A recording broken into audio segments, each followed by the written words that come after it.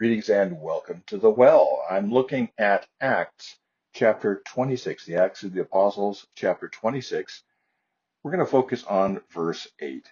You see, the Apostle Paul had gotten himself into a bind between factions of the Jews of the day. Some of them believed in the resurrection, in other words, that there is an afterlife, and others believed that there wasn't an afterlife, and they would go tooth and nail against each other, much like we do over issues like abortion or sexuality or red versus blue or that kind of thing. So they were really going after each other, and Paul got caught in the crossfire, being someone who believes in the resurrection because he ran into Jesus in person on the way to Damascus. And I want to focus in on one verse, which I find to be really the central verse of this passage. Verse 8. Why is it thought incredible by any of you that God raises the dead? Paul is here before a bunch of dignitaries and authorities, King Agrippa and his wife Bernice, and Festus, the Roman in charge guy. And he's kind of a celebrity right now, a celebrity captive. He's been arrested and nobody's quite sure what to do with him. Paul is a handful, no matter how you count it. And he is stirring up trouble wherever he goes.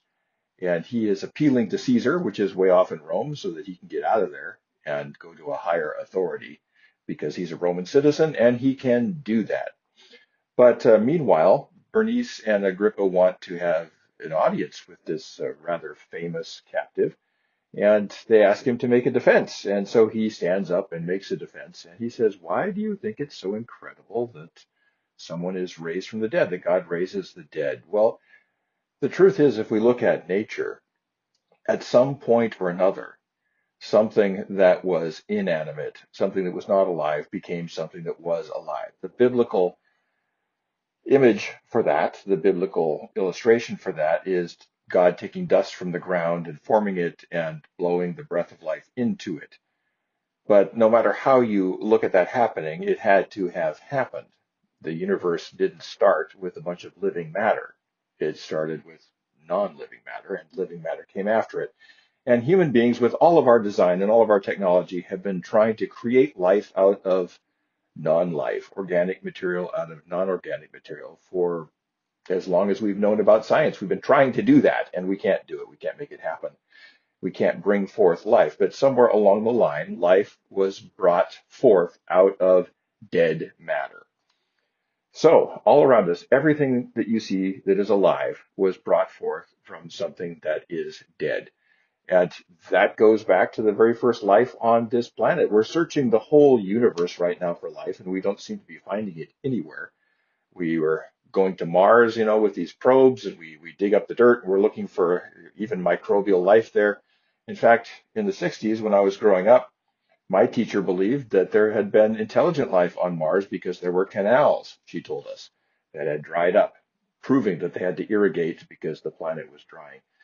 We used to think that there was intelligent life maybe on Mars. We've heard of Martians. And then next thing you know, we're looking for microbes, and we even give up on that. It looks like there's a lot of dead stuff out there.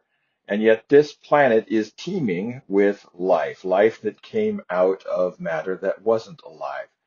And so since it's happening all around us, Paul makes a very good point. Why do you think it's so hard for God to bring forth life from death when all around us, all of the life we see came forth that way?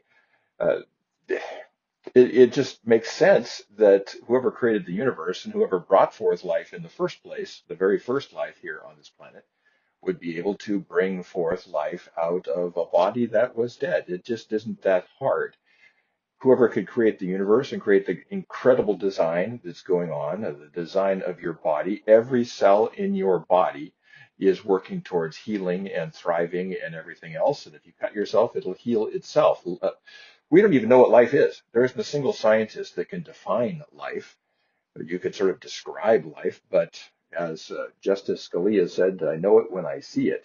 Well, he was talking about pornography, but we're talking about life here. You can sort of tell when something's alive and when it's dead. If you've ever been with a person or an animal that has passed away, you can almost sense that moment where this happens. You can tell when something's alive and when it's not. And there's really no way to define that, but you just know it in your knower, so to speak. So Paul makes a very good point. You see, I don't think the resurrection is that big of a miracle. It's a wonderful miracle, and it gives us great hope that God can take a battered, beaten, crucified body and create a glorified body out of it. That's fantastic. But bringing forth life, God's been doing that for as long as there has been such a thing as time. And that's the good news for today. It's not such a big stretch to believe that God can bring new life for you, for me, for everyone, because he's been doing it all along. That's the good news for today, and I'll talk to you again tomorrow.